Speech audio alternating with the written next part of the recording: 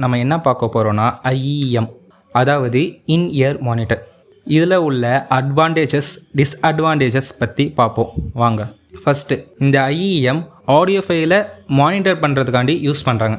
புரிகிற மாதிரி சொல்லணும்னா, இந்த ஆடியோவில் உள்ள வோக்கல்ஸ் அதெல்லாம் ஃபோக்கஸ் பண்ணணும், மானிட்டர் பண்ணணும், அதுக்காண்டி இந்த ஐஇஎம் யூஸ் பண்ணுவாங்க. இந்த பெரிய பெரிய மியூசிக் டைரக்டர்ஸ் எல்லாம் இந்த ஐஇஎம்மை ப்ரிஃபர் பண்ணி யூஸ் பண்ணுறாங்க. எதுக்குன்னா, வோக்கல்ஸை நம்ம ஃபோக்கஸ் பண்ணணும். நீங்கள் ஏஆர் ரஹ்மான் சார் அவங்களாம் நீங்கள் பார்த்தீங்கன்னா இந்த ஐஇஎம்மை வேர் பண்ணதை நீங்கள் பார்த்துருப்பீங்க. சவுண்டு குவாலிட்டி, இந்த ஐஇஎம்மில் சவுண்டு குவாலிட்டி சூப்பராக இருக்கும், லோ காஸ்ட்லேயே.